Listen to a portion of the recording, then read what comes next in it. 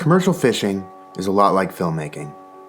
You have a vision, you have a crew, and you have the product that you are delivering to be served up to the masses. Not to mention, plenty of unexpected challenges and adventures along the way. My dad started running his own fishing boat in Alaska in the late 1970s. I joined him as part of his crew when I was 5 years old. He introduced me to a deep love of the ocean and also a love of filming. I would help him shoot home videos of our adventures out at sea that we would bring home to share with our friends and family in the lower 48. My brother and sisters enjoyed being in front of the camera, but I felt most at home behind the lens. My dad was captain of the boat, directing the endeavor, and I was captain of the VHS, capturing the adventures on his camera whenever I had the opportunity. But it wasn't all adventures. Some days seemed to be like the same day on a loop. The net goes out, and then the net comes back in. Every summer, we would return to Alaska to fish, and every summer, the salmon would return to the fishing waters in search of their home streams to spawn, many of them successful, while others found themselves encircled by the lasso-like nature of the purse seines used to catch them.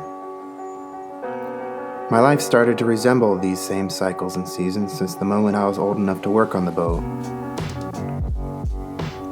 Every summer, we'd return to the boat, to the ocean, to the fish, and the whole production would begin again as we followed the fish on their way back home.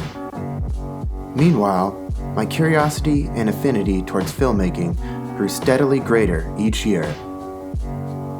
Somewhere along the way, I grew to wonder if there might be something beyond these circles.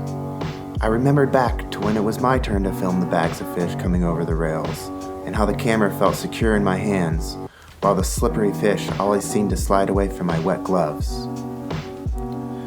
My younger brother took over as captain of the family boat when my dad retired, but I wanted to swim to another stream and chase uncharted waters. I still wanted to be the captain of a ship with my own crew alongside me, but a ship of a different sort.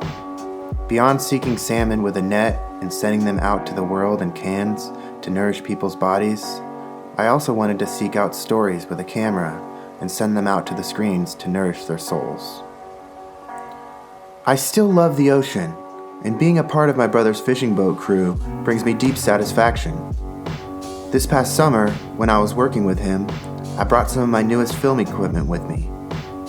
The best of both worlds. Working on the fishing boat taught me many values that have helped me both in my film career and also in my daily life, like what it means to work long hours, always being ready to pitch in, to hustle, while dealing with unexpected challenges and adapting to unknown variables. I learned the importance of keeping a positive outlook and building relationships with a crew as a team and sharing a common goal. I learned to appreciate what it means to have a strong yet humble leader. Following the salmon with nets was one way that I found myself to be a part of the cycles of nature, but now I'm following them with my cameras as well, and I feel like I'm a part of something both ancient and transcendent. Returning to the boat these days, filming the nets and the fish, just as my dad did, I feel the type of joy that he used to have whenever there was a big catch. I'm feeling that type of joy now whenever I'm catching scenes with my camera, wherever I go. I've untied from the dock, and I'm going further and further into these waters, and being a filmmaker has led me closer to myself. I'm finding my own way back home.